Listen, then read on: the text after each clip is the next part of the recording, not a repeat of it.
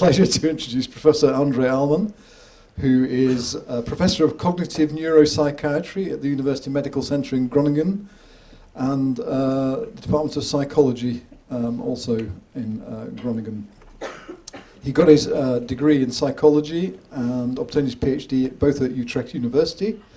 His research interests are in neural underpinnings of cognitive and affective dysfunctions in psychosis and depression, in addition to looking at changes in the cognitive brain function during aging.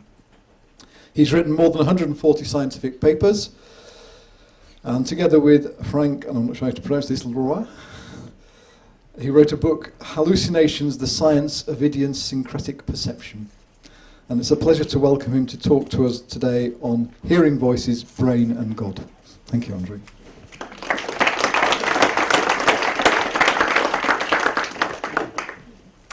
Thank you for inviting me to talk about this topic. Can everybody hear me clearly? Okay. Well, the structure of my talk will be that I will address hearing voices and what happens in the brain when people hear voices, when nobody is speaking physically. And then the second part will be about God and the brain, but of course we'll also integrate the previous part. When we talk about hearing voices, we actually talk about perception, or maybe an error of perception, if you would like, because you perceive something. And if we look at perception, it's always good to look at what we know from psychology about human perception. And what we know from psychology is that perception is not a passive process, like a camera just registering what is happening outside. That's not the way our brain works. We actively contribute to what we perceive. And that's a good thing, because it enables us to be very fast in our perception. People can also perceive objects that are occluded, or you just see part of the object, and they can very easily decide what it is. So in an office environment, for example, if you have a stapler and you just see half, the latter half of the stapler, people can recognize it.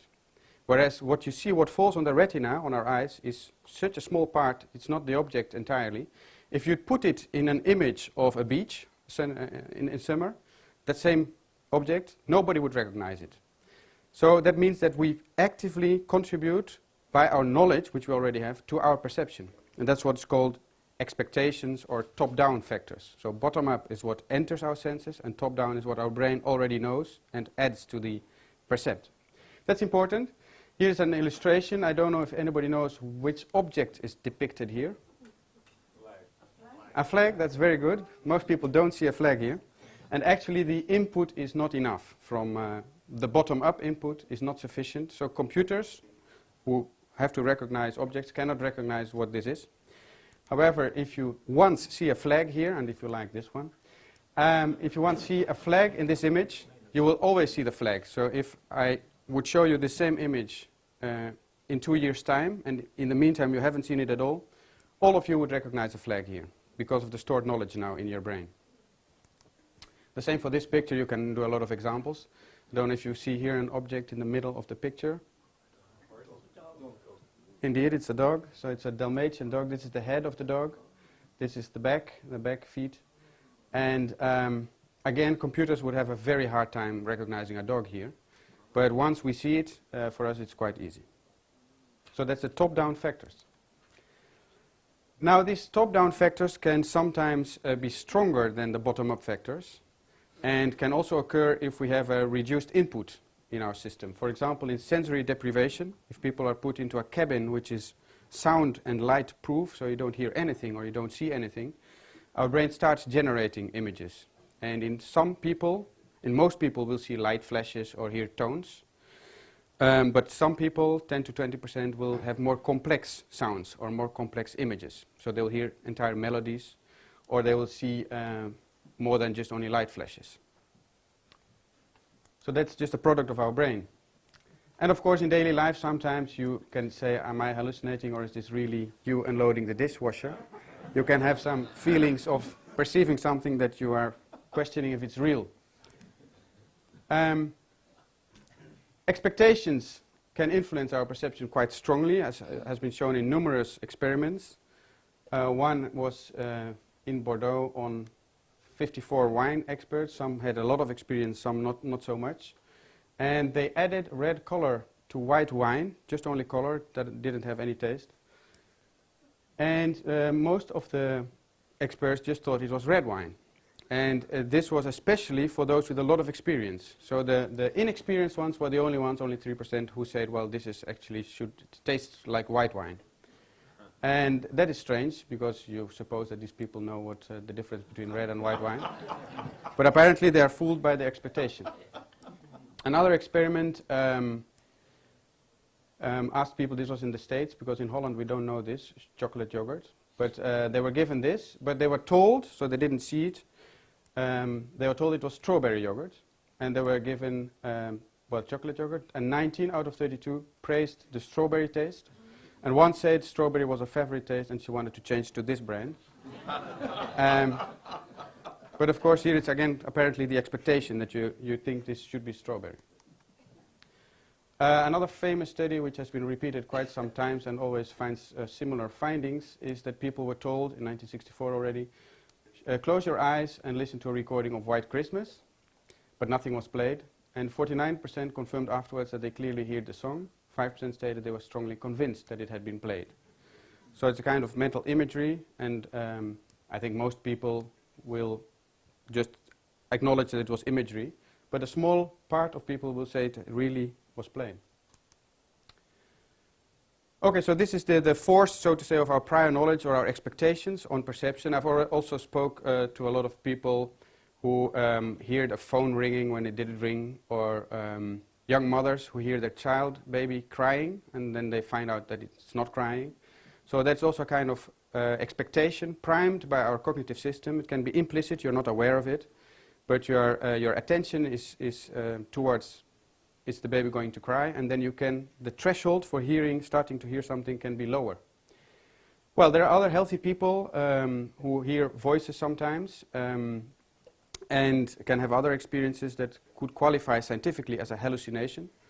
And in the past there have also been quite famous people like Socrates and Jeanne d'Arc and even Sigmund Freud, who acknowledged that during days when I was living alone in a foreign city, I quite often heard my name suddenly called by an unmistakable and beloved voice. So also experiences of what you could call hallucinations. So in schizophrenia, which is a mental illness characterized by delusions, hallucinations and social withdrawal, it has nothing to do with, how do you call it, split personality or something. So that's an entirely different psychiatric disorder, which is very rare. Schizophrenia occurs in 1% of the population, so it's much more prevalent. 60 to 70% of people with schizophrenia will have hallucinations, especially hearing voices when nobody is speaking. And 25% of people with affective disorders, mood disorders like depression or bipolar disorder. And we now know, this is from the last 20 years of research, that 5 to 10% of normal healthy people can hear voices every now and then. Sometimes it's just hearing their name calling and finding out nobody's calling them, but it can also be whole sentences. I once spoke to a woman who was functioning normally. She had no psychiatric problems, and she sometimes heard advice on how to drive in the car, so she didn't need a navigation apparently. So she really heard voices. And there are more healthy people that report hearing voices every now and then. So this means that although in psychiatry hearing a voice has traditionally been seen as a sign of mental illness, if you look at the numbers, the majority of people with schizophrenia will suffer from hallucinations and will hear voices at some point. But the vast majority of people with hallucinations do not suffer from schizophrenia, because this is 70% from 1% of the population. Schizophrenia is only 1%. This is 5% from the whole population. Is in numbers much more people, many more people. So most people who hear voices are not mentally ill, but of course it depends how the voices, which type of voices, the characteristics of the voices matter a lot. In schizophrenia, voices are almost always negative. They have abusive language. Sometimes they hear 2 or 3 voices commenting on the behavior, very critical comments on the behavior of the person, and it can be very disrupting to their behavior. Whereas the healthy people almost never have these very negative voices. Well, a definition of hallucination, a psychiatrist from France, Esquirol, was very important in research on hallucinations. He said it's a profound conviction of having perceived a sensation when in reality no external object entered through the senses. And it can be in all kinds of modalities, not only auditory but also visual, somatosensory, that you feel something, olfactory or multimodal. And just to go back to this idea of the top-down factors, maybe they're too strong in people that hear hallucinations. So their expectations, which can be implicit, you're not aware of it, are too strong. There was this study showing the verbal transformation effect, which is if you repeat a certain word very fast after it, you say it again and again, stress, stress, stress, stress, and you ask people, you might hear new words, tell me which words you hear, then healthy people and also patients without hallucinations come up with a number of transformations like stress, dress and press. But as you see, the word is actually largely present still. Whereas if you do the same task with patients with hallucinations, they also come up with other words, caress, Christmas and Jason, for example, in this experiment, which are rather far from the sound that really entered their ear.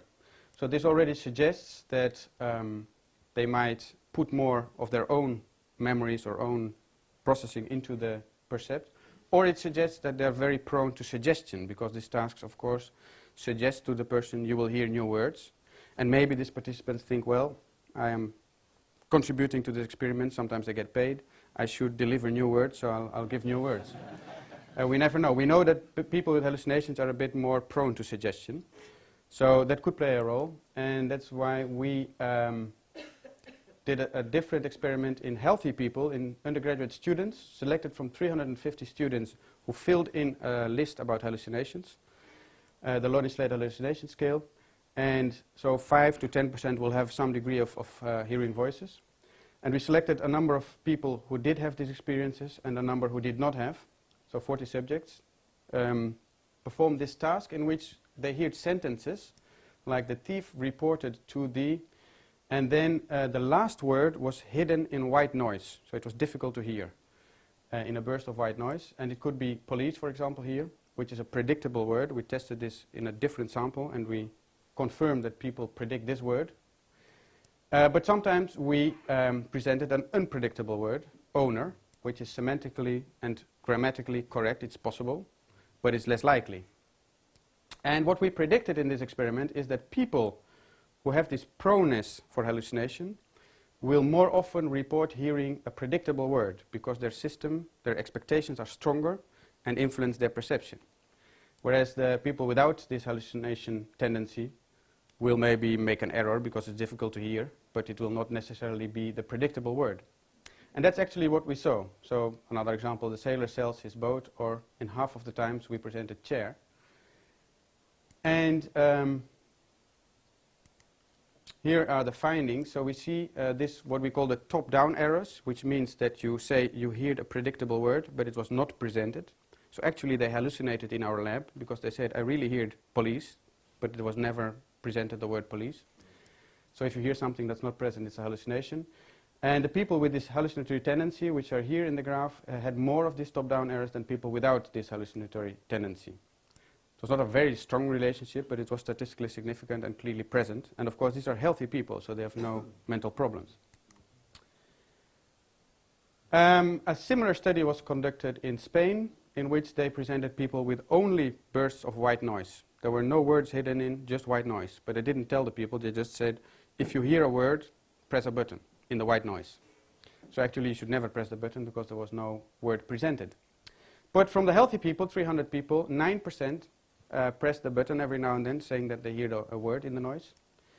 Of brothers and sisters of schizophrenia patients, so these are also healthy people, but they have a kind of genetic predisposition for schizophrenia because they have a tenfold increased risk for schizophrenia.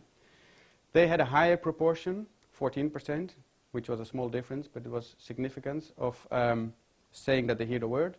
And the patients themselves, 30%, said hearing words in the white noise. And in these healthy people, that's the interesting point of this study, it was correlated with a personality trait called schizotypy. And that means actually having a kind of subclinical schizophrenia-like experiences. What subclinical means that it's not a problem in daily life, you can still function. when you have schizophrenia, you have so many delusions or hallucinations that you cannot function normally. And schizotypy consists of unusual experiences. So people who have this, like 5% of the population, can have unusual perceptual and other cognitive experiences such as hallucinations, magical or superstitious belief, or suspiciousness. Disorganized thought, for example, loose associations. They can also have anhedonia, reduced pleasure from physical and social stimulation, and may have non-conformity to rules and social conventions. So if you have these kind of symptoms, but they're not very severe, not very strong, psychologists would call it schizotypy. And actually, a lot of very famous and creative persons are thought to have had this schizotypal personality, like Einstein and Vincent van Gogh and Emily Dickinson. They clearly had aspects of these.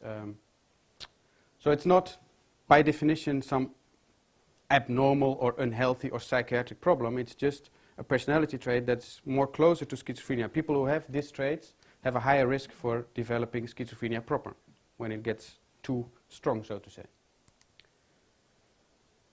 And then there are other factors that can influence this, like the hearing voices on this White Christmas task. Researchers from Australia show that people who are very stressed and also drink a lot of caffeine, which influences your top-down factors, your attention, it increases your attention. They have much more reports of hearing this song, this White Christmas song, than people who are less stressed or drink less caffeine.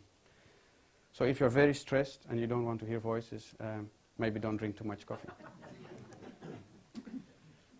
Another thing what we see in patients with schizophrenia who hear voices is, this is a meta-analysis of several studies conducted in the past 10 years, in which patients have to remember words presented by the experimentator. So the researcher reads words aloud and you have to remember them. And other words you can make up yourself. You have to say them aloud, for example, and you also have to remember them. And then afterwards, after 15 minutes, for example, you get the whole list of words, the ones you came up with and the ones the researcher said, and you have to say what the source of the word is. Was this a word said by the researcher, or was this a word said by yourself? So you have to make a source discrimination task. And patients who hear voices, schizophrenia patients, are significantly worse at making this source discrimination. So this is the effect size, which is almost a standard deviation or more than half of a standard deviation. They are worse at discriminating if they self-generated the words. So they frequently say words that they said themselves, that it was the researcher who said that word. Difficulty distinguishing between self-generated. And you could imagine this can be a mechanism for hallucinations, because hallucinations, if they arise in your brain, it's just a memory, but you feel it's not yourself doing it, you might attribute it to an external source. So let's go to the brain. What happens in the brain when people hear voices? It seems logical to look at the language areas, because voices, auditory, verbal hallucinations are, of course, language. And then the most important areas are Broca's area in the front of the brain, the left hemisphere language area, and it's especially important for language production. So if you want to start talking, our Broca's area is very active. And then we have another area here, more in the temporal cortex, temporoparietal, called Wernicke's area, which is important for speech perception, for understanding speech said by others. And of course we have the auditory areas here. If sound enters our ears and is processed by the brain, it is processed here in the auditory areas.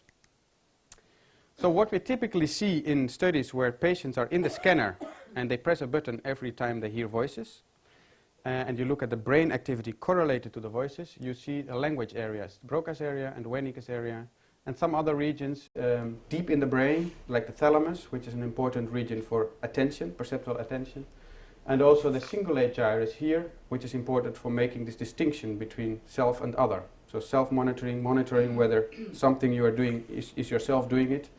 This region is important. Let's skip this one. Oh, there it goes.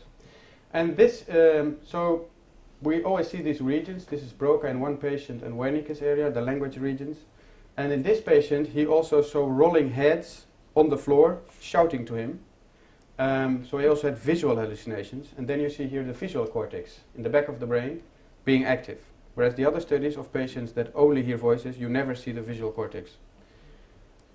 What you also never see in these studies is this area here, the dorsolateral frontal cortex, which is important for willfully retrieving information from our memory.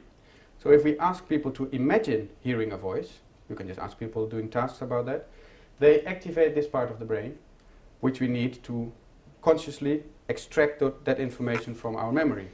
And you don't see it in patients with hallucinations. And we think it has to do with this lack of control. People who hallucinate don't have the feeling that they make it up themselves or it comes out of their memory. They have this sudden experience that it comes from outside. So they don't have, so to say, the willful control or extracting information from memory. Is there a question? That frontal area is not really Broca's, I don't think. It's too dorsal and it's too far back. Yes, that is possible, although it's always difficult to localize Broca's area individually in a person. So we have done studies in which we localize in different people, and it's a kind of functionally defined area, you could say. So in some people it's here, in some it's there. If you would really strictly look at anatomy, you would define it more as here. But in some people it's really different, and this is a PET scan, so it's made without the MRI, and then afterwards they projected it on an MRI scan. So the localization is not always millimeter specific, so to say, in this scan. But this is a meta-analysis of all studies conducted up to 2011 on activation during hallucinations. All studies have small numbers because it's difficult to get patients that hallucinate on and off. You need several instances, minutes of hallucinatory activity, hearing voices, but also several minutes in which they don't hallucinate because you have to compare it. And most patients, or they hallucinate all the time, or they don't hallucinate in the scanner because they only hallucinate at home or whatever. So it's difficult to get the patients, and most studies have like only 8 participants or 10. And normally these studies you would like at least 20 participants in one study to have enough power. So it's still difficult to be, if this is really the whole picture.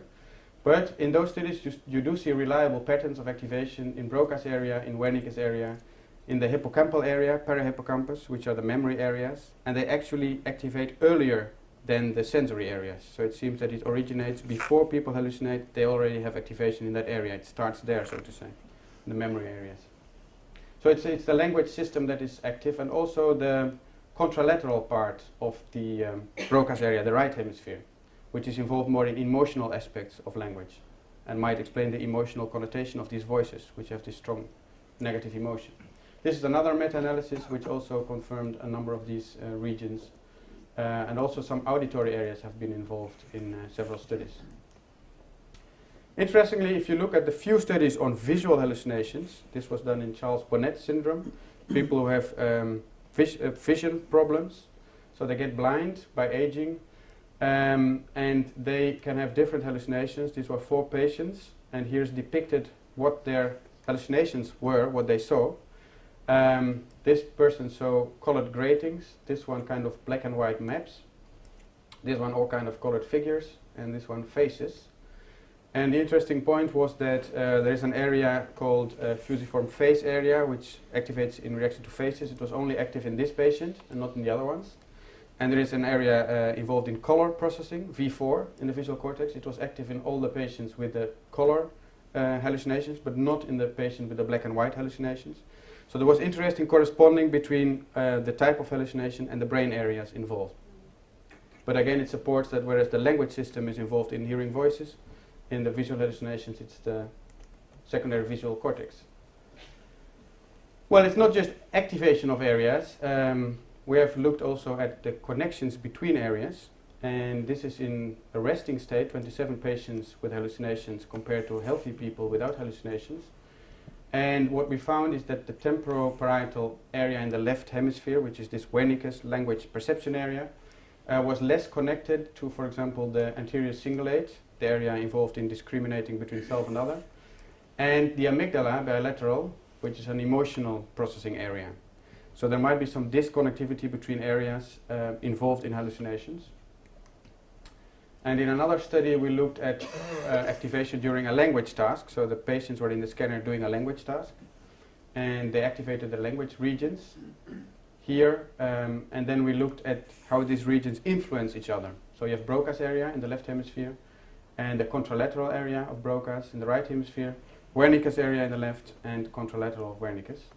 And to our surprise, because we predicted that Broca would have less influence on Wernicke's area, we found the reverse, that in the patients with hallucinations there was less input from Wernicke's area to Broca's area. And patients without hallucinations, so they have schizophrenia but no hallucinations, this was intermediate between healthy people and patients with hallucinations. So the coefficient was weaker than in healthy people, but stronger than in patients with hallucinations. And patients with schizophrenia without hallucinations, they do have a kind of tendency for hallucinations. They might have a stronger risk, or how do you call it, stronger propensity. So what does this mean? Well, there are theories showing that under normal conditions, the bottom-up inputs in our perception from sensory experience have the strongest role in determining what we will perceive. So they constrain our perception. But reduced perceptual input, for example in the blind people who have a higher risk for visual hallucinations and in deaf people who have higher risk for auditory hallucinations, reduced perceptual input may trigger top-down influences from the higher centers in the brain and may trigger an active search for percepts guided by stored knowledge. So this reduced input from a perceptual language center to the productive center, Broca, may trigger spontaneously generated outputs from Broca that starts searching for what am I hearing, or what is occurring here. But it's just a hypothesis. I think more research is needed. But it again confirms that the language circuitry is involved in hallucinations and that you can find differences there also in the connections. Well, can this knowledge be applied clinically from the neuroimaging? Yes, and I discuss it here briefly because I think it's interesting also for mind-brain relationship, because you can influence these brain areas by magnetic stimulation.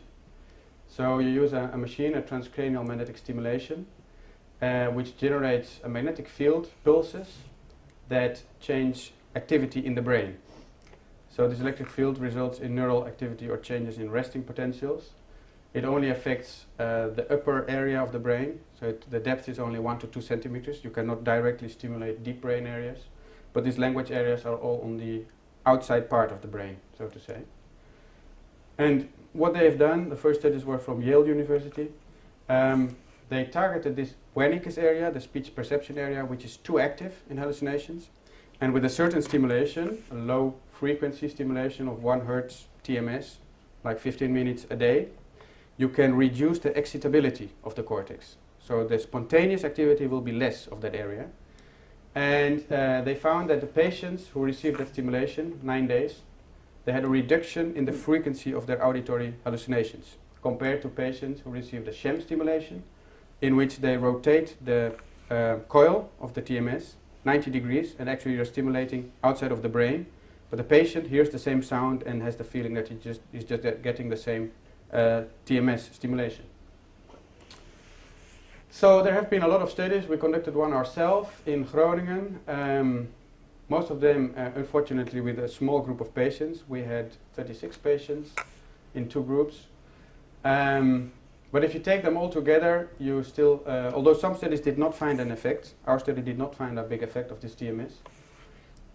If you take them together, you still have a significant improvement. The standard deviation score is 0.43, which is comparable to antidepressants in depression. It's not a very strong improvement, but it is a statistical significant improvement, so they have a reduction in the frequency of voices.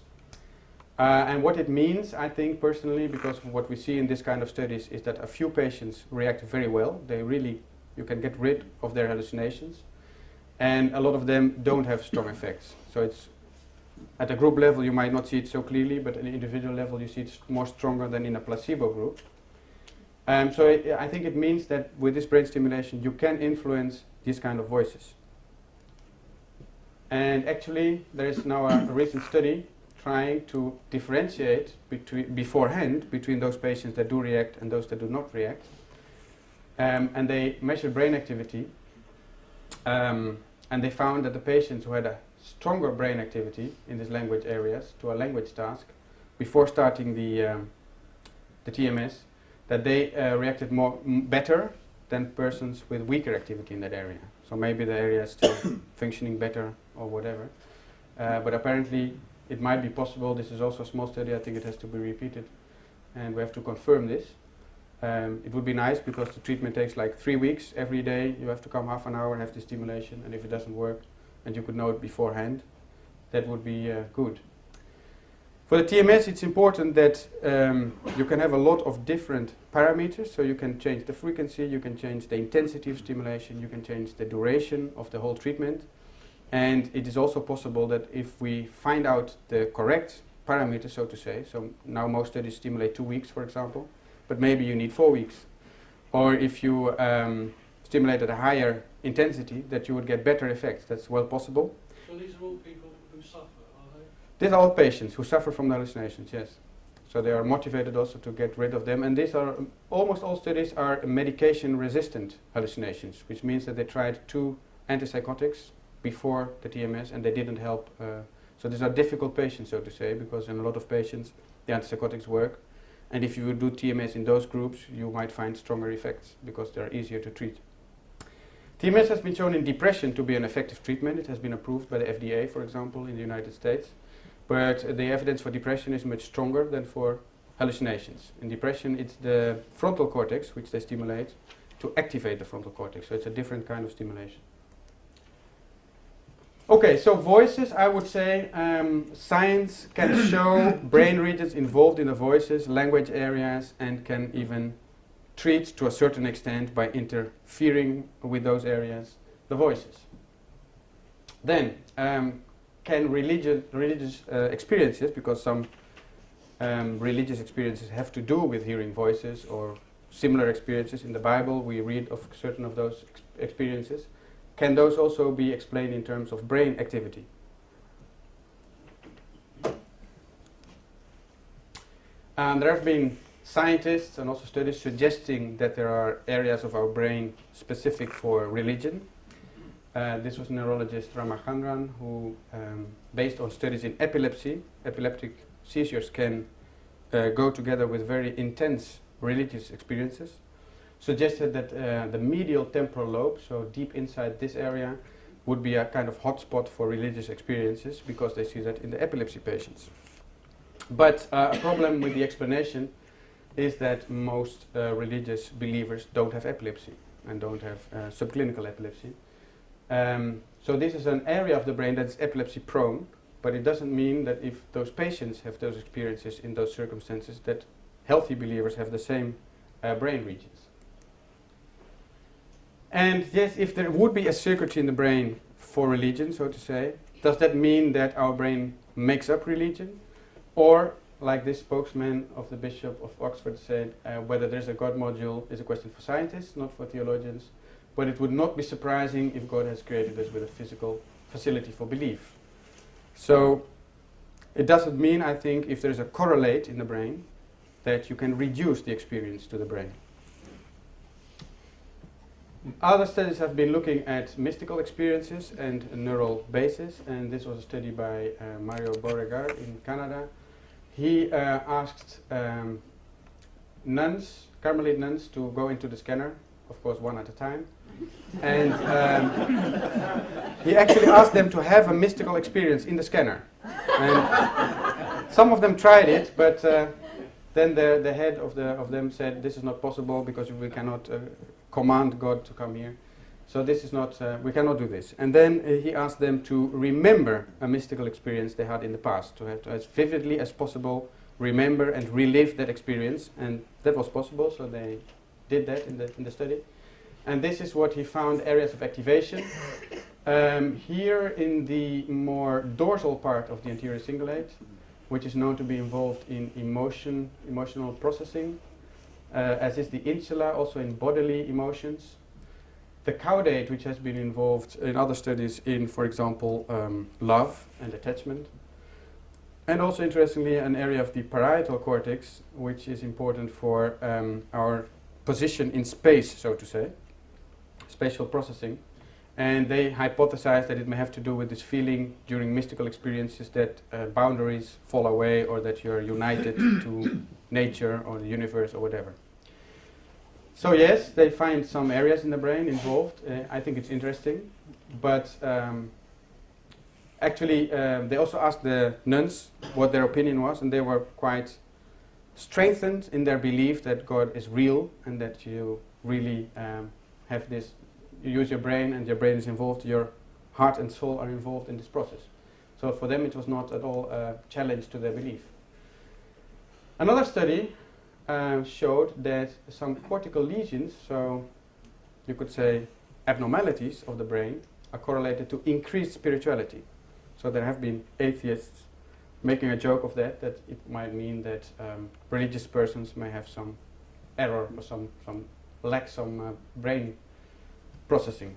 If you look closely to this study, it's actually not spiritual only in the religious meaning of the word, but more broad spirituality, because the scale they used reflects tendency to transcend contingents and remote representations, to identify the self as integral part of the universe, and can manifest as an intuitive understanding of elevated aspects of humanity like compassion, ethics, art, and culture, and can experience by some people as an awareness of a divine presence.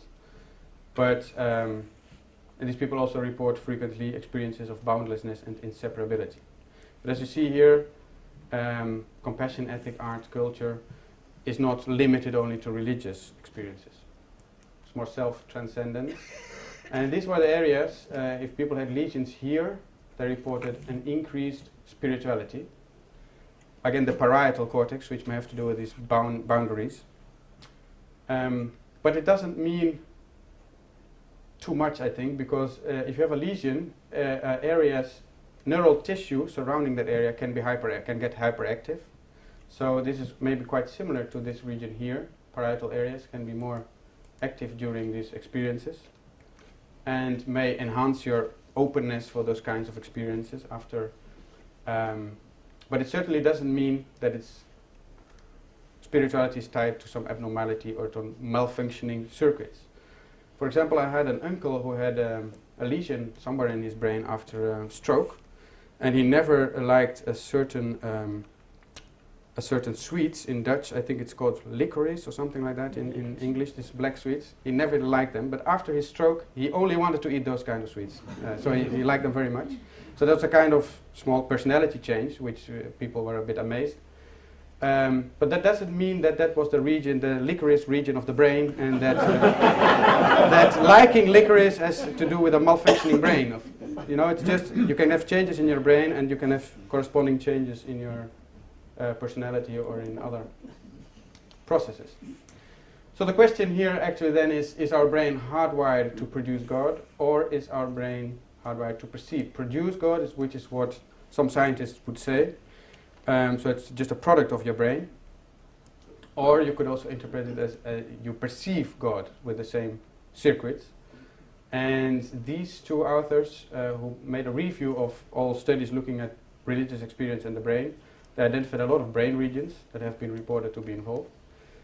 And they actually ask scientists to keep it descriptive. So not to choose for this interpretation and not for this one, because both actually have a kind of preconceived idea about God. He exists or he doesn't exist. Whereas science cannot tell us if God exists or not. So within scientific discourse, they say we should just describe areas involved, or we can say, well, emotion is involved or is not involved or whatever. But it cannot tell us if God really exists or not, so it cannot tell us if it's a product or a perception. So they identified quite some regions. I looked at some later studies and I found out that there are even more regions. So these are all regions that have been associated with religious experience. And if you look closely, it's almost your entire brain. Dorsolateral, prefrontal, inferior, well, I won't read them all. So I don't think there is a very specialized circuit in the brain for religious experience. If you look at the regions, they have to do with emotion, attachment, love, etc., which seems logical. These are elements of religious experience, but they can also be activated if you think about your spouse or some other processes that can be similar. So this brings us to the question about people in the Bible. And actually in the psychiatric literature there have been some descriptions of biblical figures as having psychiatric problems. For example, here's a question in a scientific journal. Did the author of Psalm 30 have cyclothymia or bipolar disorder? and he analyzes this psalm, that it has abrupt changes of mood, which resemble the mood switches of affective disorder. And another prophet that has been discussed to some length is Ezekiel. He has heard the voice of God most often of all prophets, 93 times in the Bible at least, as is recounted. And actually he has also received some psychiatric diagnosis hundreds of years, centuries after his existence, more than 7 actually, ranging from schizophrenia to stroke. And Samson is another one who has been diagnosed with autism, antisocial personality disorder, ADHD and narcissistic personality disorder.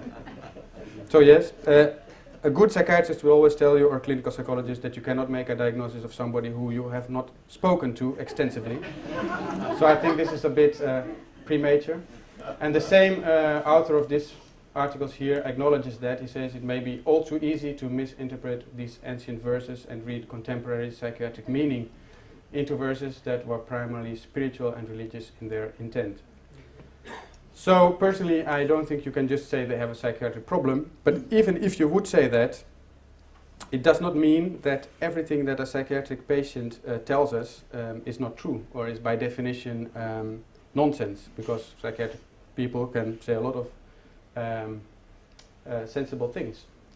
So what I think is that it is possible that some of these prophets may have had, for example, the schizotypal personality, which we see like Einstein. We also don't say what he says is nonsense because he had this personality. So they might have this personality, and God may use such personality to have to give somebody this position and to have more, to see more out of the box, you could say, things that others don't see. So it doesn't mean that it's not true or doesn't make sense. And then I think we are touching the boundaries of science and religion. In my view, science is a more limited enterprise. It's only about natural, or at least about things that you can check, and other people can come to the same conclusions in an independent way. So most definitions of science emphasize it as an empirical enterprise. Knowledge must be based on observable phenomena, should be capable of being tested for its validity by other researchers working under the same conditions. And a Dutch philosopher has defined science as the enterprise of formulating theories to understand the sensory perceptual world based on facts established through measurement and experimentation. And as you can see here, he limits it to the sensory perceptible world without saying that that's everything that exists. So if you have the non-scientific position that only material things exist that we can measure, then God does not exist because he's not seen as a material, measurable entity. But if you have the proposition, which is also not scientific, but is pre-scientific, that there might be more than just what we can measure and what we can see, then, in my opinion, the world then is wider, and you can acknowledge more sources of knowledge also. Scientific method is quite precise for the natural world. But there is more. In daily life we also use intuition, experience and authority. And for me personally, as a Christian, the Bible has authority and is also a source of knowledge. But it's not science. How do we see the brain and the mind then? Because it's also closely related to these questions. A famous neuroscientist, Ledoux, has claimed in a book, "You are your synapses," which is the contacts between nerve cells. And which I think is a very reductionistic claim, and although I think that brain and mind are united and can be seen as a unity, they are two different levels of explanation. So you could maybe compare it with two sides of the same coin, or an embroidery where this side is nice to see and you can talk in a different way about this side than the back side. So maybe this is neuroscience, the neurons doing a lot of things, and the processes that we see or experience are quite different, so to say, although they have to do with each other. But you cannot just reduce one level to the other level. So actually I agree very much with what I read in the well-known book by Francis Pufford, An Apologetic, where he describes his own spiritual experience in a church, and then he says, now I can assemble as easily as anyone an account of what just happened to me in the church, which is purely, unmysteriously physical. Yes, the mild sensory deprivation I subjected myself to by sitting for half an hour with my eyes shut will have prompted the bits of my brain that handle visual imagery to start up working pictures from memory, association, imagination. So here we have this sensory deprivation and top-down processing, which I talked about. And then he mentions some other explanations. He even mentions that magnetic stimulation could maybe give him the same experience. But so what? These are explanations of how my feelings might have arisen physically, but they don't explain my feelings away. They don't prove that my feelings were not really my feelings. And they certainly don't prove that there was nobody out there for me to be feeling them about. If God does exist, then from my point of view, it's hard to see how a physical creature like myself could ever register his presence except through some series or other of physically determined bodily states. So he doesn't see this as two different things. Okay, to conclude, I think neuroimaging has contributed to our understanding of hearing voices and hallucinations, showing that there are patterns of brain activity associated with them, especially in the case of voices, the speech circuitry. And evidence is also emerging that expectations can play a role if we have strong expectations. And this can also be influenced actually by religious communities. So in some communities you will hear much more people talking about this kind of experiences than in other communities where they don't have this, this idea. And magnetic stimulation may also help and thus change the brain activation and change the voices. I didn't talk about psychological therapies, but there are also psychological therapies. Especially, they don't really reduce the frequency of voices, but they do reduce the ideas people have about their voices. So some patients attribute omnipotence to their voices, and they do what the voices command them to do, and sometimes this can be dangerous. And the psychological therapies are quite effective in changing ideas of people about their voices. So they no longer see their voices as omnipotent, and they no longer obey their voices, and that already can be, for a patient, quite good because it's less distressing to have the experience. Then, well, I think much remains to be understood, so I don't claim that we know how everything works in the brain about voices. Brain and mind are intrinsically united, and I would ascribe to John Polkinghorne's idea of dual aspect monism, so you don't see brain and mind as two different things, so to say, but they are two separate, or at least distinguished aspects or levels of explanation. Spirituality is a fundamental aspect of human nature, and I think it cannot be reduced or explained merely from the interaction of nerve cells. And of course, whether such experiences correspond to a real spirit outside us, God or whatever, cannot be established by scientific means, so that will remain a matter of belief. I would like to thank these collaborators for their parts on the investigation of voices in the brain. And I would like to thank you for your attention. Thank you.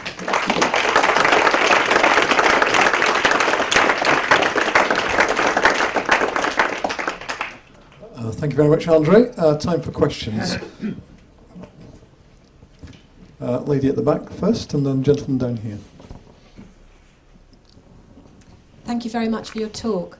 I'd like to ask about the relationship between the willed bringing to mind, i.e. a mental image of a perception, and actual physical perception.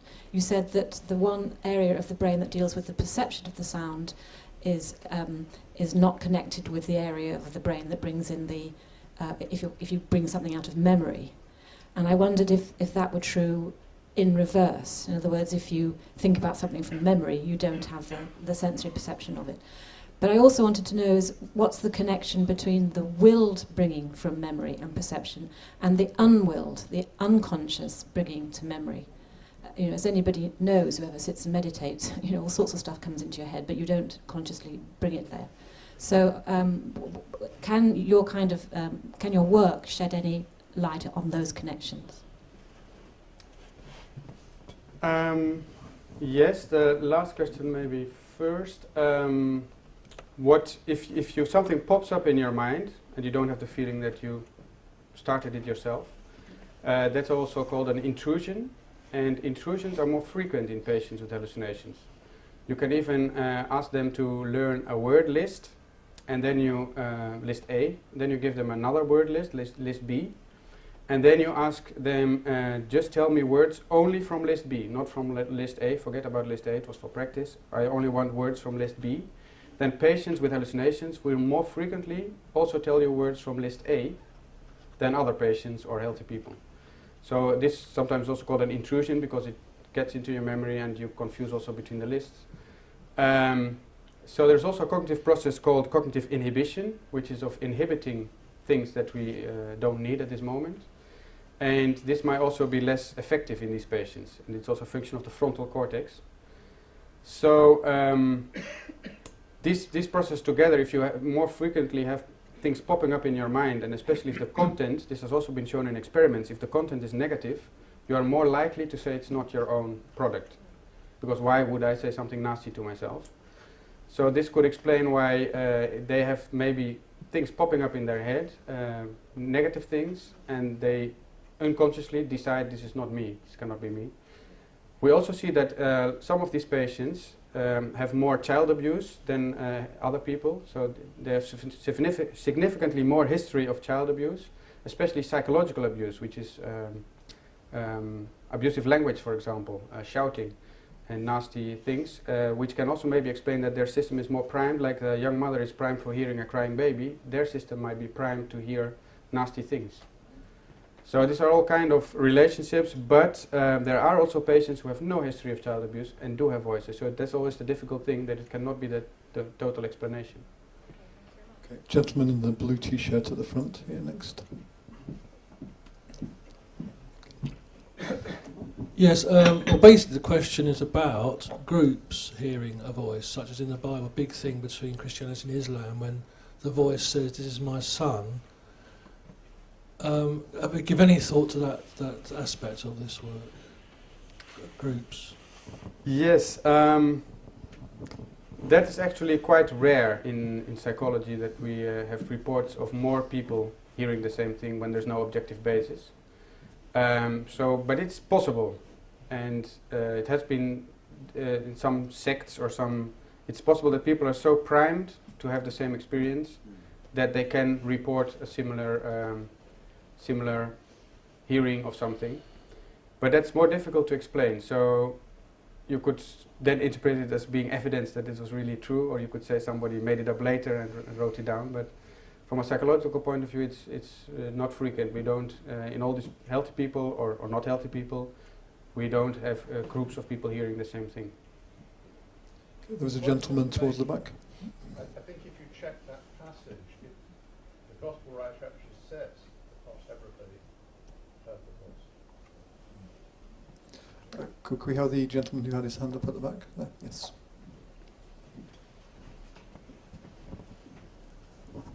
Thank you very much. You made no mention of the word conscience unless I fell asleep. And I wonder what you could could say on the issue of conscience and also will, because if one is talking about God, and presumably he's trying to get through to all of us, and someone can be committed to evil, may get ideas about how to do it, or you can be committed to obey the voice of conscience. So would like to reflect on these things with us.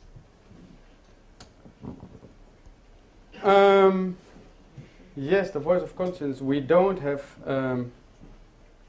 Well, what's the question exactly? If people hear voices, is that their conscience, or? I'm saying, what's the link between conscience and speaking it through conscience? Well, there can be a link, clearly, but not always. So, if you look at the content of what people hear, some patients, there's one patient described in literature who hear the voice saying, "Give cancer to the crippled bastard."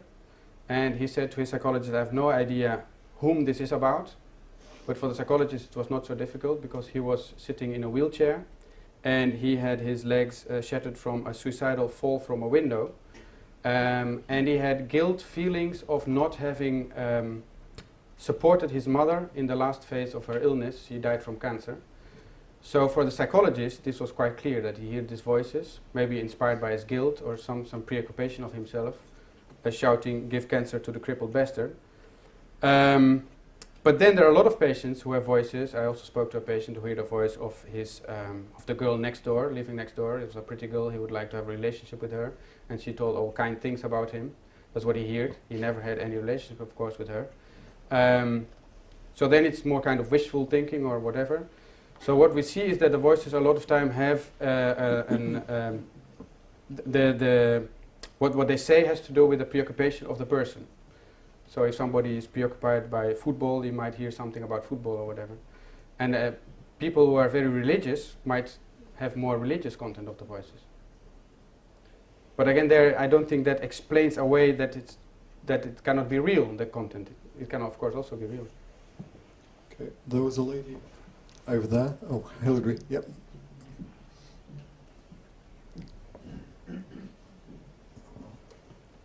This may be a little bit of a sideway question, but what you were just saying about relating the content of the voices to actual, perhaps real life events or things that might have triggered it, how similar or not is that to dreams, where sometimes if you think hard about a dream you've had, you can realise that it's perhaps been like that because it's been triggered by something that happened or whatever. And is there some similar process going on there? Yes, it is similar, but dreams are more, also contain a lot of random, strange combined, and a lot of people make up a shorter and more logical story when they tell their dreams. The dream in reality was more bizarre and more strange. There is some, even if you look at the brain waves, at the electrophysiology with EEG, for example, there is some correspondence between dreaming states and hallucinations. So they also are more frequent when people, for example, after a day working or doing other things, and the patient comes at home and sits on the sofa and does nothing, a bit of sensory deprivation maybe also, but also a bit of kind of resting state of the brain, then the hallucinations come up. And when they put on the television or start doing other things with sounds, the hallucinations may go more to the background.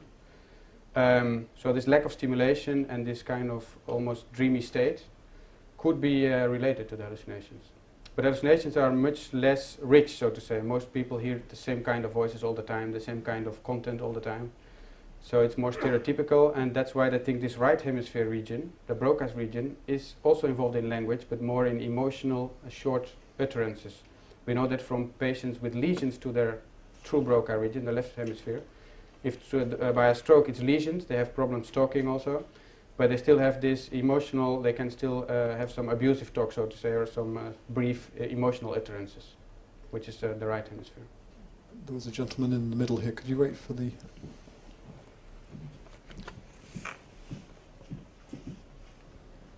Hello. Question is, so we know that the human body has the three status of consciousness, of awareness, which is like we are aware when we are awake. We have the REM phase when we are sleeping, or the non-REM phase when we are sleeping. So we know that these phases are not completely isolated from each other. They introduce each other. So, for example, sleepwalking is an example for that. The awake status goes into the REM or non-REM phase, and we are physically moving our muscles, although we should not be. So could it be that prophets or people that say that they have revelation, that could it be that it's the other way around, that these REM phases or non-REM phases come into their consciousness when they are awake, so they feel dizziness or a kind of sleepiness, and they get this revelation, and after the revelation they are completely aware again. So could it be that the revelation is that they yes? I think it's possible, yes. We also know from research on what they call the near-death experiences. Those people, large part of them have more this proneness. Those that have been studied, of course, there are small studies, but this is what they call the REM insertion in every day, that they can have more of this activity. So they might be, because not all people who get this come in this situation of near death, it's just only like 10% of those people who get the experience. And it's correlated to this kind of disposition maybe, to have that your brain may be more tuned towards such experiences. Okay, I'm going to stop the questions there.